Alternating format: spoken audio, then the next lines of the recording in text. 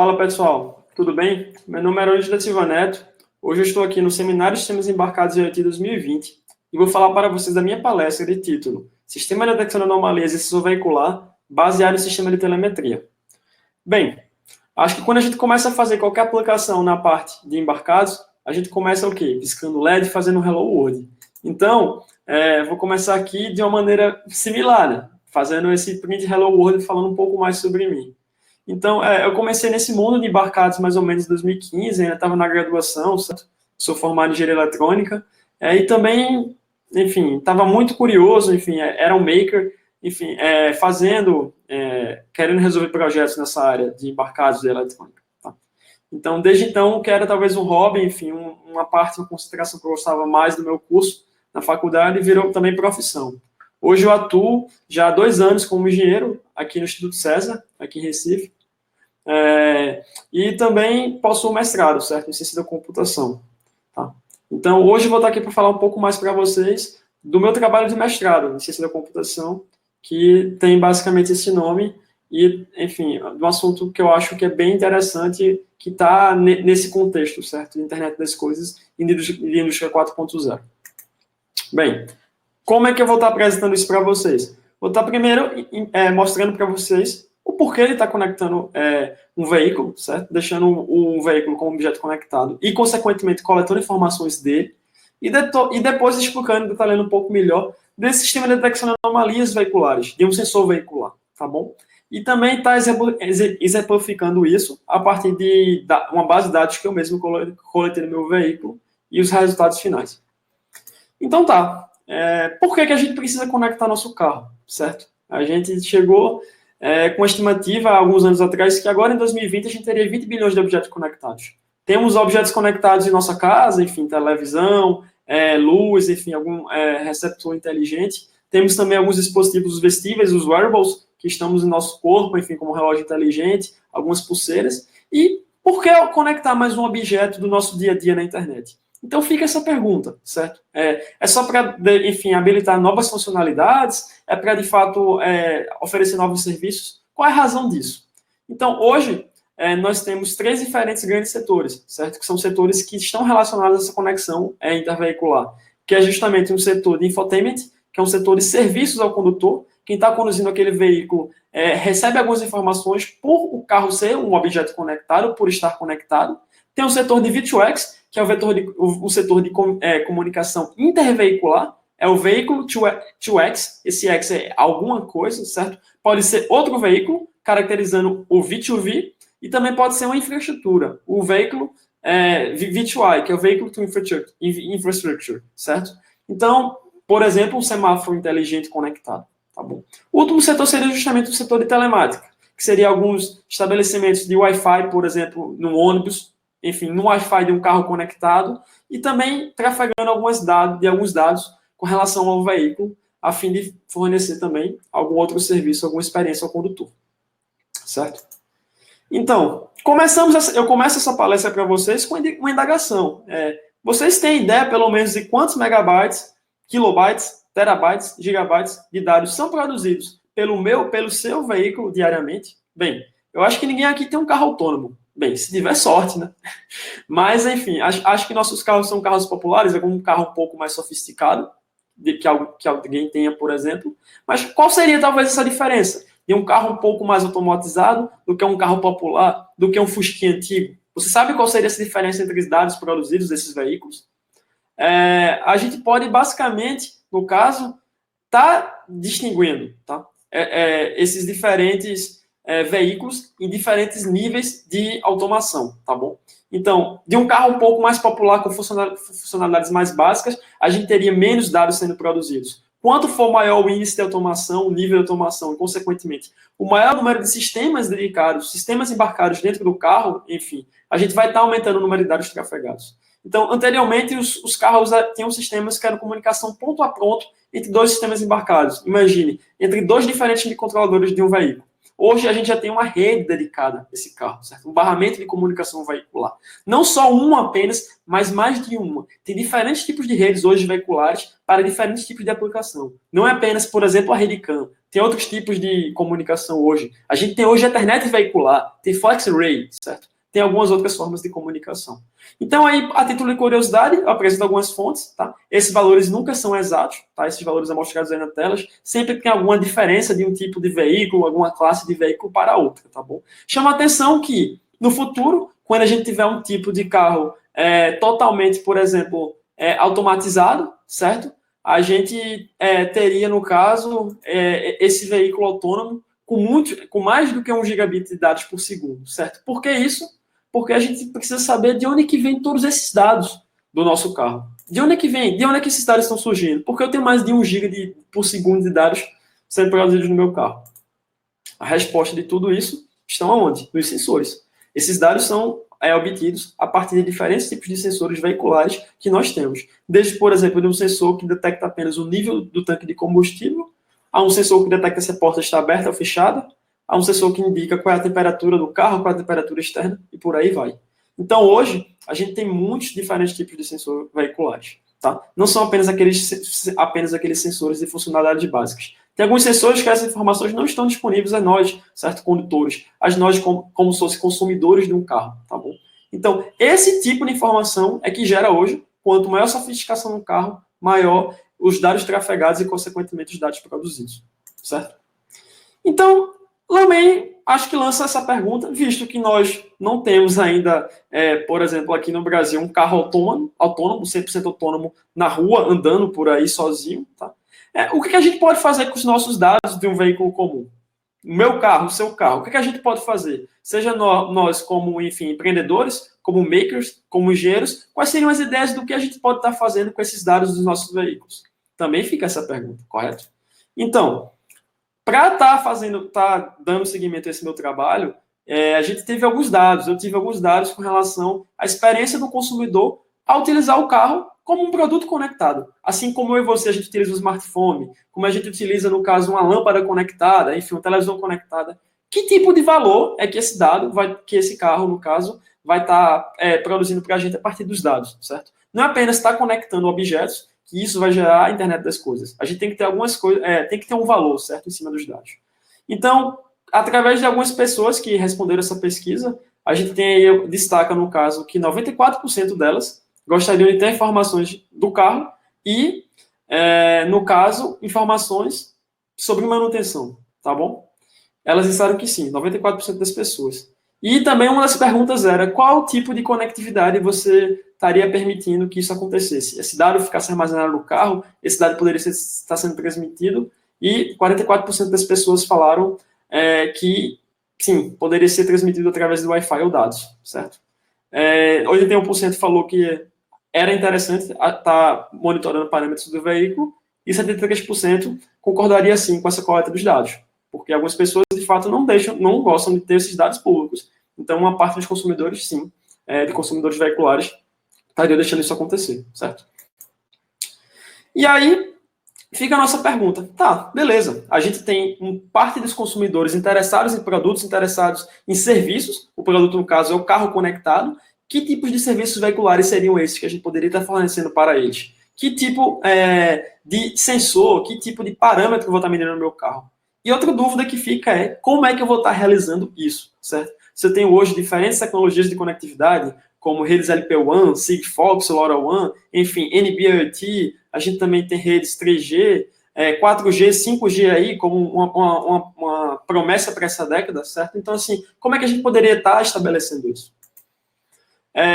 Eu começo, no caso, apresentando para vocês o conceito no sistema de embarcado dentro do carro, tá bom? Que nada mais nada menos que um ECU, que é a Electronic Control Unit, certo? Que é basicamente um dispositivo de controle do carro, que ele controla tanto os sensores e atuadores. Basicamente, o que a gente está hoje acostumado a mexer em um sistema embarcado comum, certo? A gente tem dados que vêm de sensores, a gente emite sinais para estar controlando também alguns atuadores, tá? Algumas diferenças que acontecem aqui, por exemplo, é que a gente também vai ter uma rede veicular que vai conectar os diferentes sistemas embarcados desse veículo. Não vai ser, por exemplo, uma comunicação serial de um embarcado, enfim, uma unidade de controle com outra, tá? Ele joga isso num barramento. E aí, com essa evolução veicular ao longo do tempo, como eu falei, a gente passou um pouco, saiu de apenas o veículo conectado ponto a ponto para o veículo conectado a partir de uma rede, certo? Essa rede interveicular. A gente tem hoje a rede CAN, o protocolo CAN, que é justamente estabelecido para estar realizando esse tipo de coisa, tá bom? Mas como eu falei também um pouco anteriormente na abertura dessa palestra, a gente também tem outras redes já com outros fins dedicados, como, por exemplo, FlexRay e Ethernet veicular, que é justamente por uma rede com a maior transmissão de dados, certo? Nós, assim, enfim, quem trabalha nessa área de sistemas embarcados sabe que a rede CAN possui as limitações dela, tá bom? Enfim, de tráfego de dados, correto? E aí, hoje, no meu carro, no seu carro, um carro popular, enfim, carro comum, como é que a gente estaria, no caso, obtendo esses dados da rede CAN? Tá? Uma rede CAN, o carro tem várias informações que não é, enfim, de interesse do fabricante que isso se torne público. Mas, em contrapartida, a gente também tem padrões estabelecidos que tornam os dados do nosso carro públicos, a parte dos dados, não todos os dados, claro, certo? Que é justamente o padrão OBD, que no início dos anos 2000 foi estabelecido, e também teve uma segunda revisão, que foi justamente o padrão OBD2, que em alguns países, também como o Brasil, ele torna-se obrigatório a disponibilidade de alguns dados com relação à emissão de poluentes dos nossos veículos, tá bom? Então, nós podemos, por exemplo, estar adicionando algum dongle, um dongle Bluetooth, enfim, um dongle com conexão serial ao computador e por aí vai, que nos permita a gente estar coletando alguns dados, algumas informações que são públicas pelo fabricante do nosso carro e fazendo o que a gente quiser com ela, tá bom?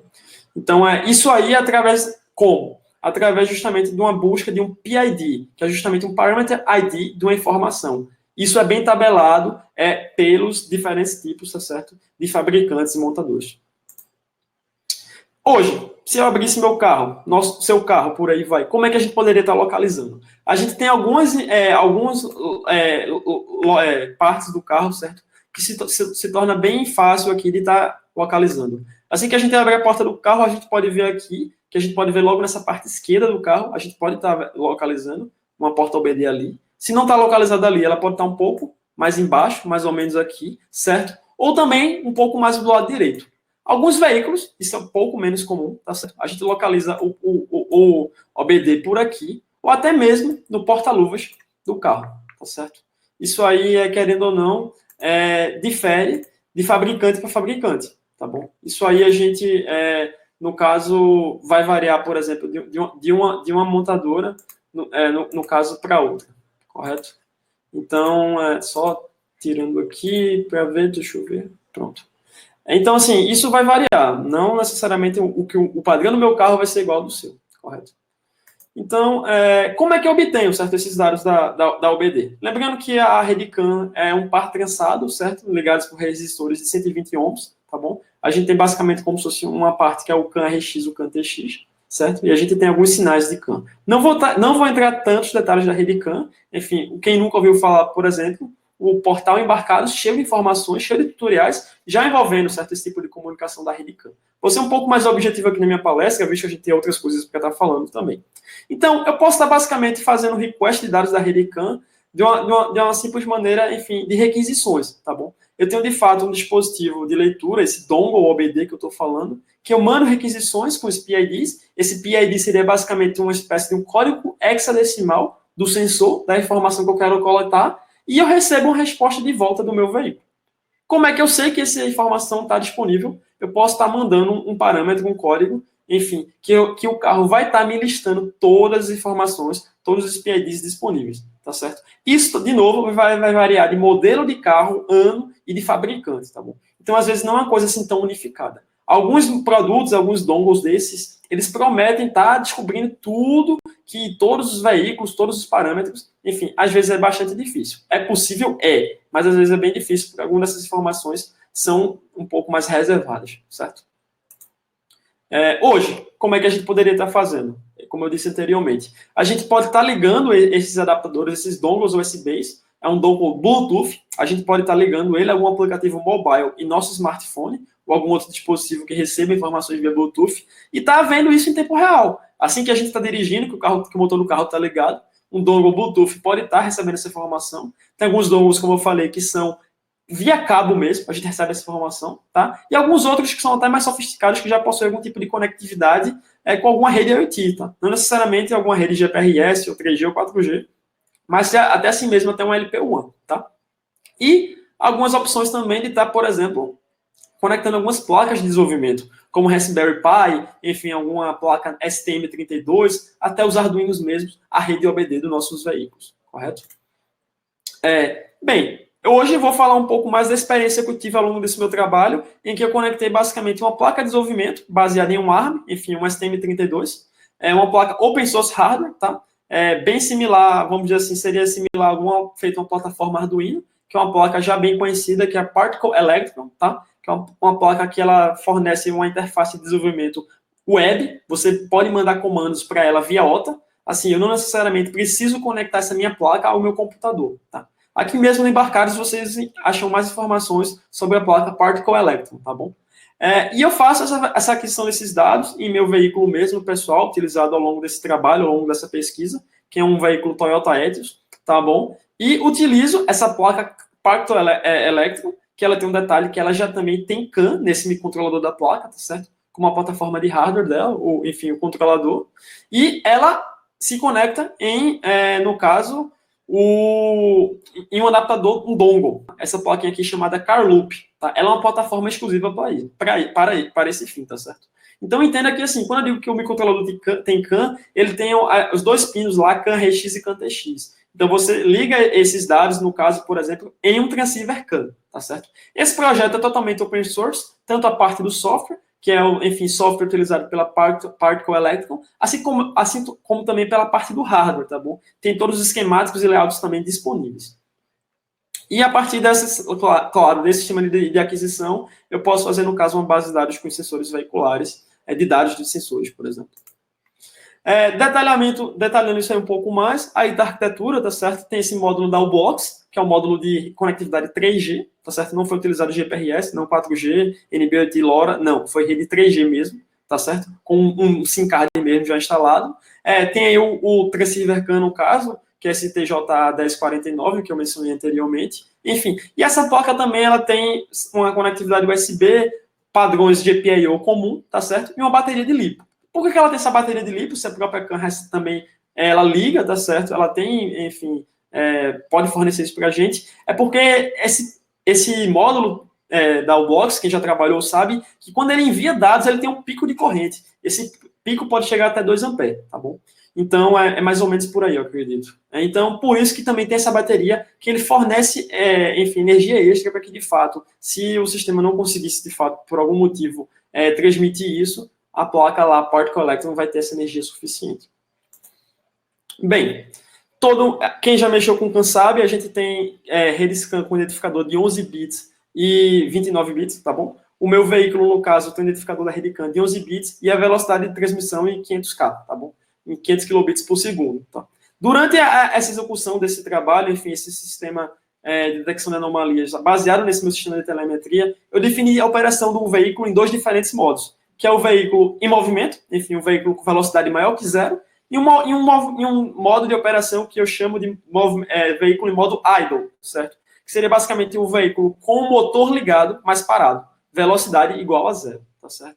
Rodando um código que eu posso estar identificando os parameters ID, os PIDs da interface do OBD2 do meu veículo, eu vejo que tem 27 diferentes parâmetros, certo? Disponíveis no meu veículo para estar sendo coletados. Por um detalhe lá que eu, enfim, futuramente posso estar detalhando aqui no site do Embarcados, tá bom? Já soltando um pouco de spoiler, eu tive uma taxa de amostragem, enfim, de 1 Hz, uma amostra por segundo, tá certo? Então, basicamente, uma arquitetura desse meu sistema de aquisição, eu posso estar diretamente, tem um código, um firmware, que eu pego da rede CAN e mando diretamente, certo, para o Particle Publish, que é justamente o serviço que a Particle nos fornece, como também eu posso ligar um cabo USB, certo, na minha placa, e extrair esses dados via serial, tá certo? Rodando, por exemplo, um código parser via Python, por exemplo, uma linguagem, e salvando isso na base de dados locais. Ou até mesmo no módulo, um cartão SD, se eu anexasse na placa, visto que ela mesma tem alguns GPIOs, certo, disponíveis. Lembrando, não é uma placa apenas com com esse objetivo de rede CAN, tá certo? É uma placa que pode ser utilizada como microcontrolador de propósito geral. E aí, detalhando de novo essa questão aí que eu falei, são dois códigos basicamente diferentes utilizados ao longo desse trabalho. Esse primeiro, que tem esse fluxograma do lado esquerdo, é justamente para estar detectando quais são essas informações disponíveis. E o segundo do lado direito, que é basicamente esse main loop, esse fluxo que eu fico toda vez ligado quando o carro está em movimento ou parado, nos dois modos de operação. Que eu fico salvando a taxa de amostragem de 1 Hz, essas informações veiculares, tá certo? Isso aí está bem documentado no trabalho, tá bom? E aí eu crio essa base de dados veicular, tá bom? Só que tem um detalhe, eu tenho dois modos diferentes de operação, mas acho que todos concordam que meu veículo nem sempre está no mesmo trajeto de operação, enfim. Talvez em alguns momentos estamos em estradas com maior velocidade e em outros momentos em estradas de menor velocidade. Então eu faço isso, além dos dois diferentes modos, para o modo veicular, que ele está em movimento, eu tenho 4 diferentes tipos de trajetória, tá certo? Baseadas basicamente em tipo de velocidade do meu veículo. Em um trajeto fixo, que seria basicamente da minha casa a um ponto pré-estabelecido, que eu vou e volto. Um trajeto dentro de um campus de universidade, que vocês sabem, campus de universidade é um lugar com velocidade controlada, reduzida, menos de 20 ou 30 km por hora. E também em rodovias que são velocidades maiores, superando, por exemplo, 100 km por hora. Tá bom? Então, eu analiso isso em 5 ciclos de direção, que eu chamo de trips, certo? Uma trip seria justamente desde o momento que eu ligo o meu carro, que eu começo a coletar dados com o motor ligado, até o momento que eu desligo o meu carro, certo? E aí, alguns dos dados exemplos que estavam disponíveis no meu veículo seriam carga de motor, velocidade do veículo naquele momento, rotações por minuto do motor, enfim, posição do pedal do acelerador do meu carro, nível do tanque de combustível, tá bom? Então, a base de dados que foi utilizada nesse trabalho está pública, certo? No meu GitHub, com esse link aí, que eu chamo essa base de dados CAR-OBD, que foi utilizada, que foi montada por mim, tá bom?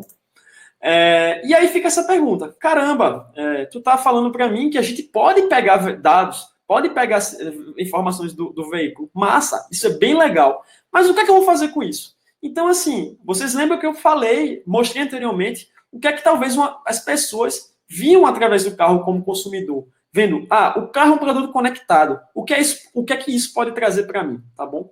Então, eu comecei a pensar, caramba, tem alguma necessidade, que tipos de dados eu tenho aqui disponíveis no meu carro, desses 27 parâmetros diferentes, o que é que de fato que seria interessante, que eu posso estar fornecendo para as pessoas, que possa ser interessante, que vai ser uma aplicação nova, que caramba, eita, vou poder talvez dedicar um problema no meu veículo, enfim, que a pessoa vai evitar, enfim, algum dano, e por aí vai. Fica a pergunta, como é que eu posso estar detectando uma anomalia? Como é que eu posso estar fornecendo, de fato, enfim, uma ferramenta que eu possa estar verificando que uma parte, que um componente do carro não está funcionando bem, tá certo? Então, isso aí entra um pouco da interdisciplinaridade desse trabalho, dessa abordagem que eu estou apresentando hoje aqui, que eu estou mostrando para vocês. Que eu posso estar utilizando algumas ferramentas, alguns fundamentos de machine learning, de aprendizado de máquina, nesse contexto de, por exemplo, a partir do sistema embarcado, certo? A gente tem esse contexto de internet das coisas hoje, que a gente produz dados, um monte de dados. E o que é que a gente faz com os dados? Qual é o valor que esses dados nos fornecem, tá bom?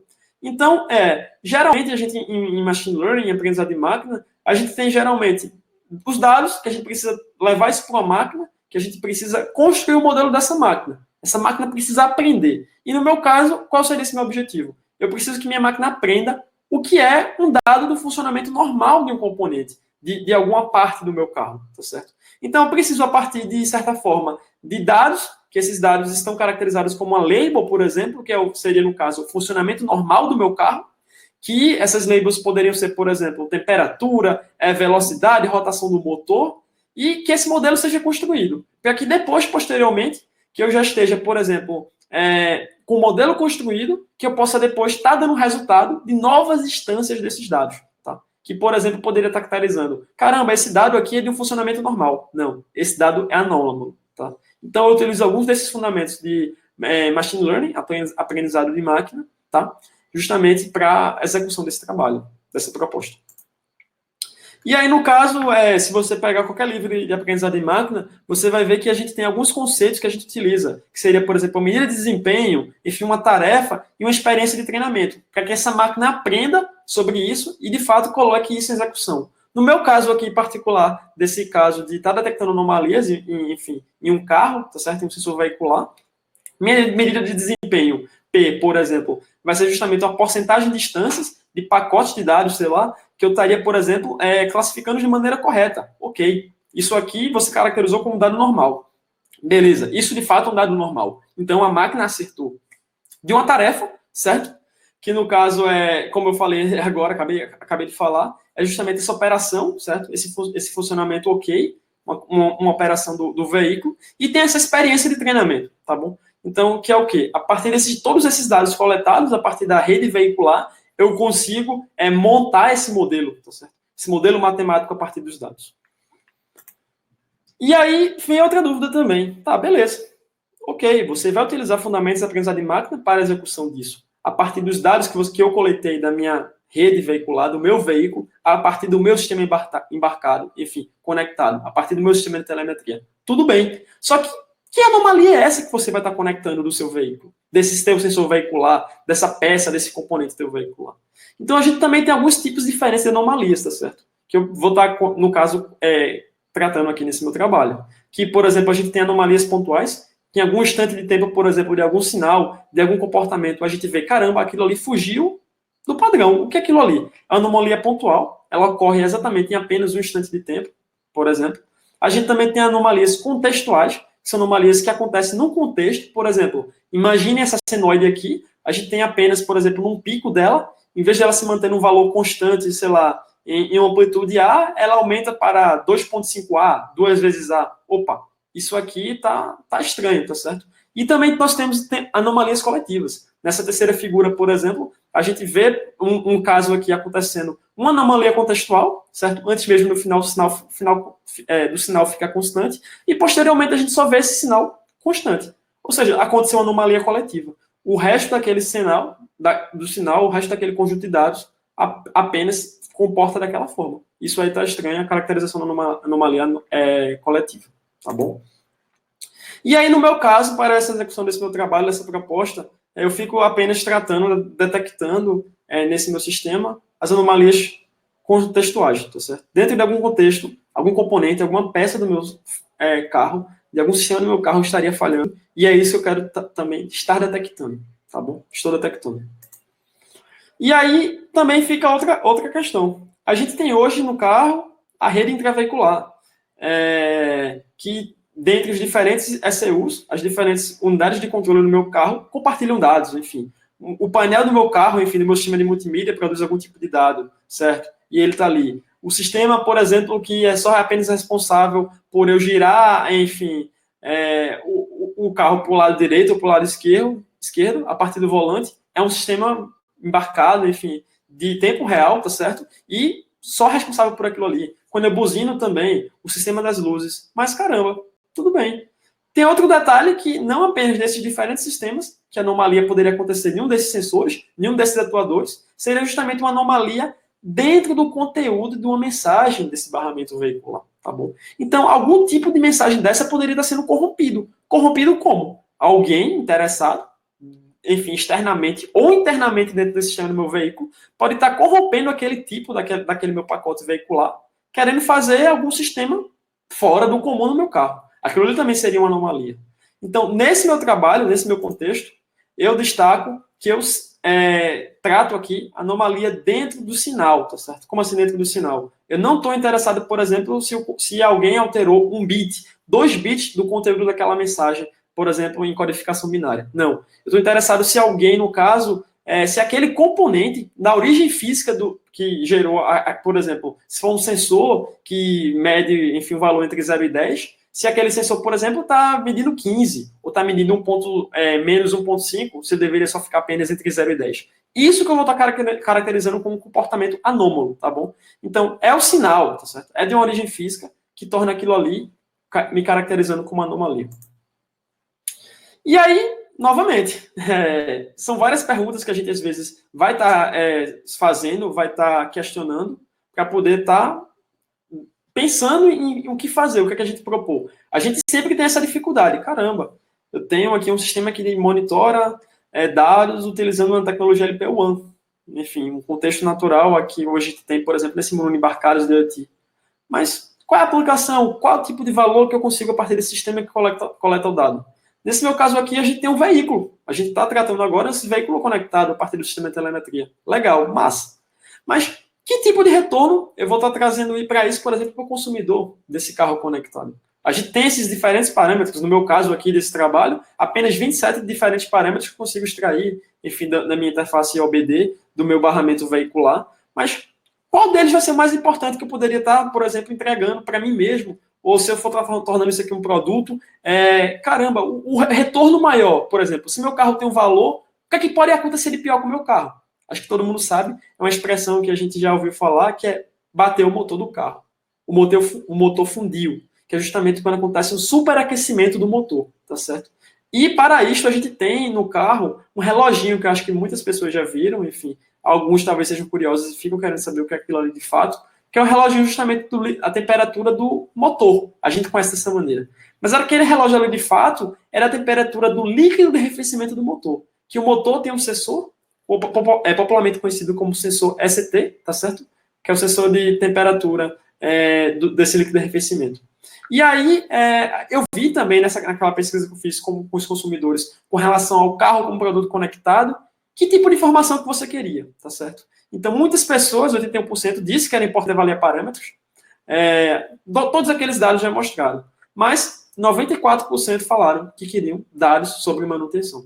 Então, foi aí que comecei a ligar os pontos e falar, caramba, eu tenho esse tipo de dado na minha base? Tenho. O sensor ECT é um dado que estava lá, era um PID que eu tinha, certo? A partir da plaquinha Part Collector que eu conseguia coletar no meu carro. E eu vi que a gente tem essa necessidade, que os consumidores querem isso, tá certo? A partir de um carro como um objeto conectado. Então foi aí que eu pensei, vou fazer um sistema que detecte o comportamento anômalo do sensor ECT, tá certo? Vou estar detectando, a partir dessa base de dados construída por mim, do meu veículo, uma anomalia no sensor ECT. Então, vendo aí, trazendo isso como uma ilustração, enfim, mais na parte da eletrônica mesmo, o sensor ECT nada mais nada menos do que, pessoal, do que um resistor variável, tá bom? É um resistor que varia sua resistência baseada na temperatura. Seria bem similar ao funcionamento dele a um NTC, tá certo? Que é um resistor que a gente pode estar medindo lá, que já mexeu aí com Arduino, aqueles kits de Arduino, que a gente mede a temperatura, você liga, enfim, coloca um pouco ali um objeto mais quente, ele varia essa resistência, e a gente lê esse valor analógico, enfim, e faz algum processamentozinho para poder ver que temperatura é aquela, tá certo? Então, esse sensor ECT ele é conectado diretamente no PCM, tá certo? Que é uma ECU justamente responsáveis por sinais importantes do sistema de powertrain do carro, tá bom? Então, de novo, esse sensor é um sinal analógico que chega nesse sistema embarcado do carro e a gente retorna essa temperatura, por exemplo, no painel. Alguns veículos um pouco mais antigos é um reloginho, alguns outros já têm painéis digitais, já de fato aparece lá a temperatura, 35 graus, 45. À medida que o carro vai aquecendo, isso vai mudando, tá bom? E aí eu preciso, no caso, estabelecer quais são esses procedimentos que eu vou estar realizando para poder propor esse sistema de detecção de anomalias nesse a partir do meu veículo, consequentemente desse meu sensor, o sensor ST, tá bom? Então, de novo, a gente tem alguns fundamentos aqui de aprendizado de máquina, tá, sendo utilizados. A gente pode dividir o sistema em alguma arquitetura, como se fosse alguns diagramas de blocos, tá bom? A gente tem duas grandes etapas do sistema, que é justamente a etapa de treinamento, a etapa que eu construo, certo? Esse modelo matemático, enfim, essa máquina de aprendizado baseado nos sensores do meu carro. Tá? É aqui onde entra, por exemplo, tá ali marcado, tá certo? Pontilhado, naquela primeira caixinha com o número 1, o sistema embarcado, tá bom? Que eu tenho meu veículo, eu tenho minha plaquinha conectada dentro da porta OBD. E eu estou armazenando isso com os dados da rede intraveicular, tá certo? Eu faço isso de duas maneiras, tá? Eu uso tanto a rede 3G da placa, como também faço isso de uma maneira de base de dados local. Tá? Porque alguém pode perguntar, caramba, por que você utiliza uma base de dados local mesmo se você pode estar o tempo todo utilizando 3G? Lógico, tráfego de dados, tá certo? À medida que a gente vai deixando isso ligado, a gente vai emitindo vários dados, enfim, ao longo do dia, ao longo, enfim, de cada hora, minuto e por aí vai, tá bom? Posteriormente, eu vou fazendo uma etapa de pré-processamento dos meus dados. A gente vai ter que estar identificando que tipos desses variáveis eu tenho no meu carro que podem estar relacionados ao sensor ECT. Tá, beleza. O valor da temperatura, o valor do sinal ECT do sensor ECT, com certeza, vou estar utilizando ele. Mas será que o nível do tanque de combustível tem alguma coisa a ver com o sensor ECT? Será que a velocidade do meu carro tem alguma coisa a ver com relação a essa variável? Não sei hoje ainda. Provavelmente não.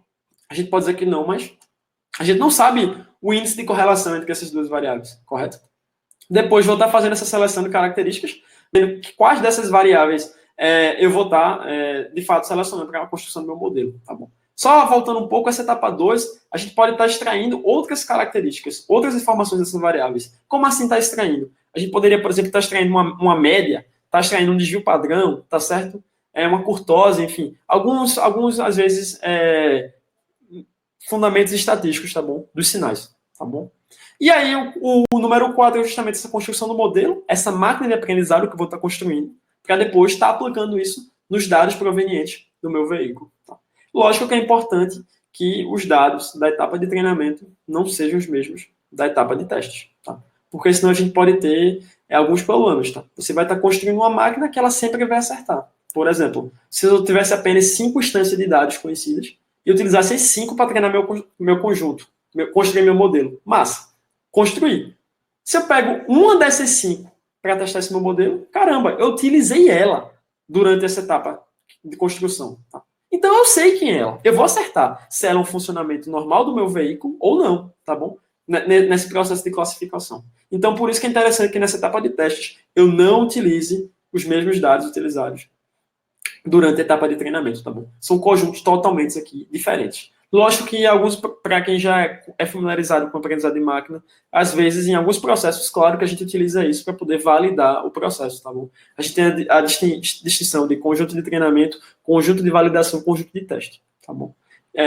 De novo, acho que quem ainda não lê alguns fundamentos, não está por dentro de aprendizado de máquina, recomendo que faça isso, que hoje a gente vê a inteligência artificial, aprendizado de máquina, enfim, conhecimento comum para todas as áreas, tá bom? E o resultado final, de novo, você vai estar vendo, classificando esse meu modelo, se a gente vai ter um comportamento normal ou anômalo, tá? Eu destaco que as ferramentas que eu utilizei ao longo desse trabalho, eles conseguem identificar apenas o funcionamento normal, tá bom? Eu não vai ser uma classificação binária, que eu vou dizer é 0 ou 1. Não, eu apenas vou dizer é 0. No caso, esse 0, eu vou estar chamando como dado do target, que seria, no caso, o funcionamento normal do meu veículo. Eu não treino o meu veículo com dados anômalos. Tá bom? Então, se vier dados anômalos, eu vou dizer, olha, isso aqui eu não sei, isso aqui é uma anomalia. Meu sistema não conhece, não reconhece esse funcionamento. Dado isso, a gente finalmente pode estar mostrando para vocês como é que são, no caso, o gráfico, né? Essa imagem, essa imagem aí, com relação ao eixo Y, a temperatura do sensor ECT, e no eixo X, no caso, o tempo, tá bom? Em segundos. Destaco aqui que nessa imagem a gente aparece os dois modos de meu veículo, tá certo? O modo do veículo em movimento, o veículo com velocidade maior que 0, e também o veículo em modo idle, que é justamente o veículo com motor ligado, mas com velocidade igual a 0. O veículo não sai do lugar, mas possui todos os outros sistemas do carro, enfim. Por exemplo, ar-condicionado ligado, tudo no veículo está ligado, tá certo? Menos que ele não sai do lugar, tá bom? Então a gente vê que tem uma diferença, sim, como é que esse sensor comporta para esses dois, no caso, modos de operação. É interessante observar que no modo de movimento do veículo, o motor aquece primeiro. A gente pode dizer informalmente isso, afirmar isso, tá certo? Baseado nessa inferência do gráfico dos dados. E aí eu também posso estar mostrando em outras imagens dos diferentes parâmetros que eu capto do meu veículo, outros parâmetros, tá? Além do, lógico, do valor do sensor ECT. Eu posso estar mostrando, por exemplo, a posição do pedal do acelerador ao longo de uma trip, ao longo, enfim, de um ciclo de direção que eu fiz, tá? Isso sendo um valor relativo entre 0 e 50. Posso estar mostrando também o nível do tanque de combustível. A gente esperava que isso aqui fosse uma reta, correto? Enfim, claro que à medida que eu vá, no caso, andando com o veículo, o combustível, o tanque vai diminuindo, óbvio. Mas notem que isso aqui oscila bastante. Por que oscila? Porque o nível do tanque de combustível, às vezes, é medido a partir de uma boia que é ligada a um resistor. Então, esse resistor oscila bastante. Isso não fica, não necessariamente, como se fosse uma linha reta, assim, que está decrescendo, certo? Então, vejam que isso é bem importante. A gente também tem a carga do motor em porcentagem. Quanto do motor está sendo utilizado aquilo ali para aquela operação veicular. Da mesma maneira, a velocidade em km por hora, as rotações por minuto, tá certo? Do motor do veículo. E por aí vai. E aí, aquilo foi uma visão geral, certo? Dessas outras informações do meu veículo. Só que eu preciso responder aquilo que eu tinha alertado para vocês anteriormente.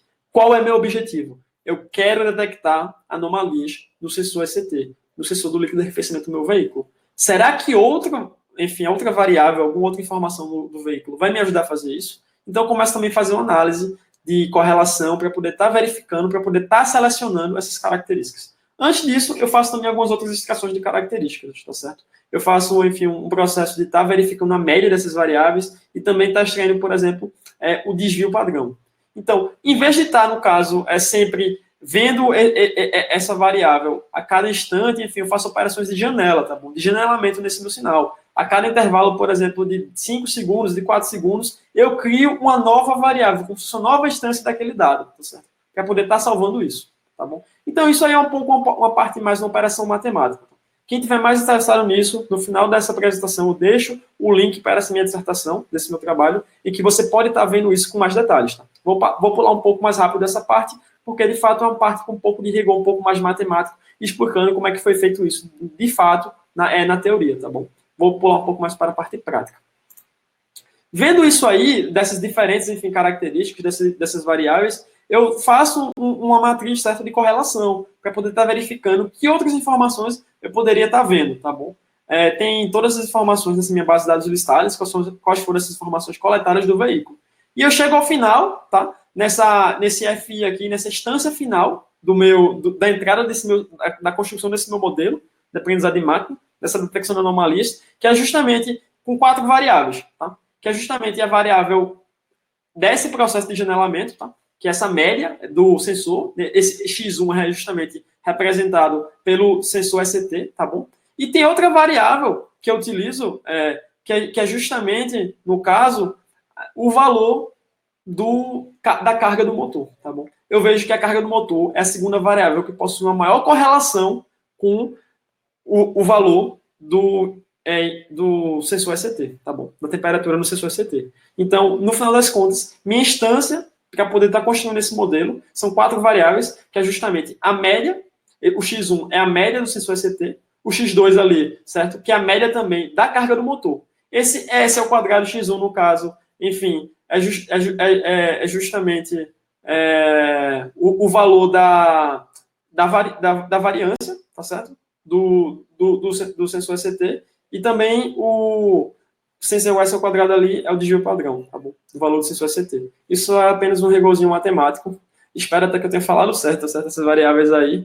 Enfim, faz um tempinho que eu já não olho para isso, mas acredito que tenha sido isso, tá bom? Bem, eu espero não estar errado. Mas passo para a próxima etapa, tá bom? Que a gente nota o seguinte, que eu falei, pessoal, eu vou estar detectando apenas o funcionamento normal. Lembrando, eu não faço classificação binária de anomalias.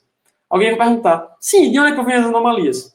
Calma que a gente vai chegar lá, que é justamente aqui nesse processo. Notem o seguinte, eu montei essa base de dados do meu veículo, só que em nenhum momento eu fiz a loucura de ter esse dado, de forçar meu carro a ter a informação desse sensor da maneira anômala, tá?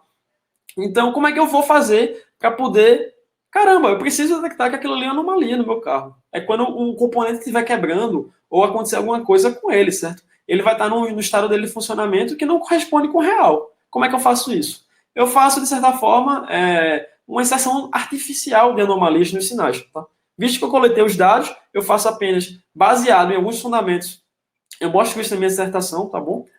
De ruído eletrônico, tá? Lembrando que o sinal do sensor ECT é basicamente um sinal resistivo, de um sensor resistivo, tá bom? Então, eu utilizo alguns fundamentos de flicker noise, tá bom? De ruído em excesso de eletrônica, para estar inserido naquele circuito ali. E isso, de fato, simula um pouco como é que é o funcionamento daquele componente na medida que ele vai envelhecendo. Na medida que o componente envelhece, ele apresenta uma característica dessa maneira. Tá? E aí eu também defino diferentes níveis de anomalia, tá bom? Desse meu trabalho. Por quê? Porque a gente sabe que o funcionamento do componente de uma maneira errada, ela não acontece do dia para a noite. Acho que todos concordam que o componente vai envelhecendo ao longo do tempo. Então a gente pode estar apresentando diferentes níveis de anomalias, tá certo? Nesse componente. Então, tem o nível de anomalia 1, o nível 2, 3, 4 e 5. Eu faço uma análise logo, que vou estar mostrando nos resultados finais desse trabalho, em 3 diferentes níveis mesmo, apenas, tá certo? Como é que esses níveis são estabelecidos? De novo, diferentes níveis que eu tenho de potência do sinal de ruído inserido, tá bom? nesse sinal do meu sensor SCT. Então, essa figura aqui, por exemplo, o gráfico que seria totalmente em azul seria o comportamento normal, e esse em amarelo é como se fosse o gráfico aqui, que tem o ruído, tá certo? Então, nesses diferentes níveis, vocês veem aí que o nível 4 e 5 é onde apresenta a maior desordem, tá certo? Nessa parte aqui, caramba, não era para estar funcionando daquela maneira ali o sensor SCT, tá bom? Então, isso aí é caracterizado como anomalia, e esse é o objetivo do sistema, que o meu sistema vai identificar caso isso aconteça. Fica agora esse próximo passo de construção, de fato, do modelo do sistema, tá bom? Eu faço esse treinamento, lembrando, só com dados do comportamento normal do veículo, ou seja, quando eu estiver no momento de teste, eu vou estar jogando tanto os dados do funcionamento normal como dados anômalos. E meu sistema vai me retornar apenas o que ele caracteriza como os dados do funcionamento normal. Eu faço isso como? Eu faço isso utilizando uma toolbox do MATLAB, tá?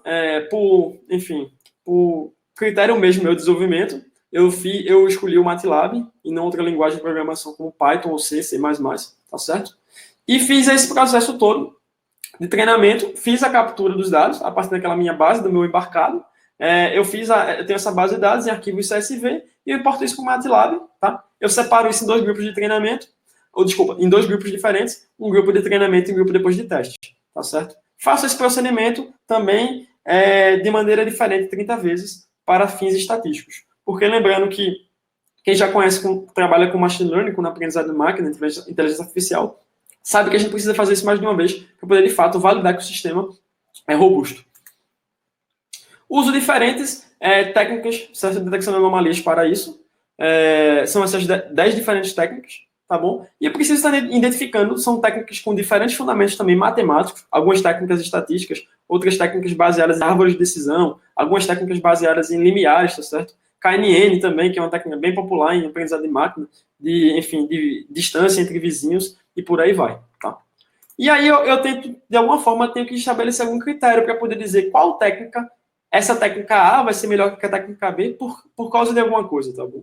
Então, quando a gente trabalha muito com, os especialistas dessa área de aprendizado de máquina, especialistas de dados, eles têm essas métricas diferentes, que elas são obtidas através da onde? São obtidas a partir de uma matriz de confusão. A matriz de confusão é onde a gente tem, por exemplo, o número de verdadeiros positivos, verdadeiros negativos, falsos positivos, falsos negativos, tá certo? E aí, justamente, a gente aparece os rótulos, por exemplo, de uma classe que seria justamente a normal, certo? De dados do tipo normal e dados anômalos. Então, se de fato aquele dado é normal e ele é classificado como normal, isso é um verdadeiro positivo, um true positive, tá bom? Só lembrando que aqui, nessa minha matrizinha, nessa tabela, tá o nome em inglês, tá bom? Certo? Esse true positive é verdadeiro positivo. Em tradução para português seria FP, tá certo? E as 3 diferentes métricas que eu utilizo, isso aí, lembre-se que eu não preciso apenas, eu não vou só estar utilizando, no caso, a precisão desse meu sistema, tá? Eu preciso estar avaliando isso em 3 diferentes métricas, que sendo a mais importante delas, no caso, essa métrica F2 Score, que ela vai avaliar ao mesmo tempo quantos dados do meu sistema, de fato, eles eram, que ele disse que era anômalo, certo? Ou, desculpa, que ele disse que era funcionamento normal, como também depois aquilo que vai ser dito anômalo, certo? Lembrando o seguinte, meu sistema só diz o que é normal, tá certo? O funcionamento normal do veículo. Então, qualquer outra coisa é um dado anômalo. Meu sistema não vai reconhecer aquilo ali como dado de funcionamento normal do veículo. Tá? É importante entender isso. Bem, o resultado sendo... Desculpa, o resultado não. O desenvolvimento disso aí é bem mais detalhado, enfim, peço que quem, de fato, esteja interessado vá ver, de fato, a dissertação. A gente tem esses diferentes bases de dados, enfim, dito em ciclos de direção, tá certo? E no caso, eu divido esse grupo, enfim, em target, eu faço aquela construção, target, no caso, seria o dado do funcionamento normal, treino o modelo, certo? Construo o modelo, é o conjunto de treino, e depois eu também pego alguns dados do grupo target, insiro em parte desses dados anomalias, não no sinal todo, tá bom? E aí depois eu levo isso aí para poder testar. Esse conjunto de teste vai ter tanto, no caso, uma parte, esse aqui, TT, que seria justamente uma parte do conjunto de teste é de dados de funcionamento normal, outra parte é de dados que estão com anomalias, tá certo? Então, meu sistema só deveria caracterizar apenas esse aqui, o TT, tá? Quando eu estivesse, por exemplo, testando. De fato, eu levo isso aí, eu faço essa construção dos meus modelos, avalio, no caso, essas 5 diferentes técnicas, desculpa, essas 10 diferentes técnicas, tá certo? E eu detalho aqui, só apenas, por exemplo, eu tinha apresentado para vocês anteriormente que eu tinha 5 diferentes níveis de anomalia, tá certo? Naqueles resultados da minha tabela, eu apresento apenas esse nível 1, 3 e 5, tá bom? Lá na minha tabela tem nível de anomalia 1, 2 e 3, mas a correspondência lá é o seguinte, esse nível aqui 1 é 1 de lá, o 2 de lá, no caso, é o 3 aqui nessa figura, tá certo? E esse 5, de fato, é o 3 de lá. Por que isso? Porque eu publiquei um artigo a partir desse meu trabalho. No meu trabalho de mestrado e dissertação, eu abordei isso em 5 diferentes níveis de anomalia. Os resultados do meu artigo expressam isso em apenas 3 diferentes níveis. Desculpa, pessoal. Bem, eu vou agora para a parte final e estar apresentando, no caso, as 2 melhores técnicas, tá certo? Lembrando que eu tenho 2 modos de operação no meu veículo. O modo de veículo em movimento e também o veículo em modo idle.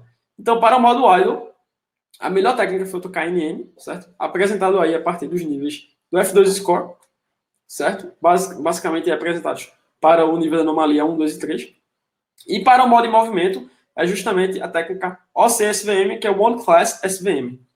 Lembrando que essas técnicas aqui utilizadas são técnicas de aprendizado de máquina adaptadas apenas para a classificação de uma classe, tá certo? Para poder detectar anomalias nos dados, beleza? Bem, esse, de fato, é a apresentação desse meu trabalho. Espero que vocês tenham gostado, espero que vocês tenham achado interessante, tá certo? E fica uma pergunta, massa, legal, muito, muito interessante, né? Você, de fato, no caso eu, apresentei essa construção dessa base de dados a partir dos dados veiculares. Lembrando que essa base é pública, tá bom? Logo em seguida, vocês vão ver o GitHub com os dados, o link para esses dados em arquivos CSVs. Mas quais seriam os próximos passos disso? Visto que eu utilizei o sistema de aquisição para capturar esses dados e fiz todas essas etapas de treinamento e testes em um computador hospedeiro. Tá? Não está, de fato, essa aplicação no sistema de embarcado, no sistema de tempo real. Fica aí, quem sabe, spoilers das próximas passos, tá bom? Que seriam justamente, quem sabe, uma detecção em tempo real em sistema embarcado, tá certo? Isso embarcado em um hardware que se aproxime, no caso de uma unidade de controle, de um SI de um carro. E hoje a gente tem basicamente, enfim, o TinyML, que é justamente você colocando isso, machine learning, enfim, para, por exemplo, Arduino e alguns outros tipos de controladores, algumas placas de desenvolvimento. Quem sabe seriam cenas dos próximos capítulos para o segmento desse trabalho, tá bom? Então, fica aí o questionamento. De fato, isso foi uma coisa que eu comecei e por aí ainda vai continuar sendo, talvez, realizada, tá? Não falei aqui na apresentação, mas lógico, isso é público, acho que quem já leu o meu trabalho conhece e sabe. Esse tema desse meu trabalho foi iniciado, enfim, por um pesquisador alemão. Eu continuei esse tema com algumas novas contribuições, tá certo? Por exemplo, a base de dados dele não é pública, a minha base de dados é pública, tá certo? E ele também não avaliou essas anomalias em diferentes níveis, assim como eu fiz, tá bom? Então, esse meu trabalho também tem novas contribuições a essa linha. E também fica aí, certo? Enfim, quem tiver interesse em pesquisa e tudo mais, pode estar entrando em contato comigo e talvez, enfim, colaborando e continuando esse trabalho. Quer saber mais um pouco, enfim, tanto sobre mim quanto sobre o meu trabalho de uma maneira geral, esse trabalho aqui, enfim, sobre o meu dia a dia também como profissional, vocês podem estar achando a versão completa do meu trabalho nesse link aí, tá certo? Vocês também podem estar verificando, nesse segundo link, o artigo que eu publiquei, tá certo? Uma conferência veicular, ano passado. E o mais importante que eu considero é justamente a base de dados disponível 100% aberta aí no meu GitHub, tá certo? Quem utilizar, por favor, referenciar, por favor, citar meu trabalho. E também dá uma estrelinha lá no GitHub, enfim, dá um follow, vou ficar bastante feliz, tá certo? Sobre mim também, quem quiser entrar em contato, estou aí no LinkedIn, enfim, GitHub, enfim, e vocês podem também me achar em redes sociais, tá certo? Enfim, muito obrigado, pessoal, fico feliz que vocês tenham gostado da minha palestra e aproveitem também o resto do seminário de Sistemas Embarcados IoT 2020 com vários outros profissionais. Um abraço. Obrigado.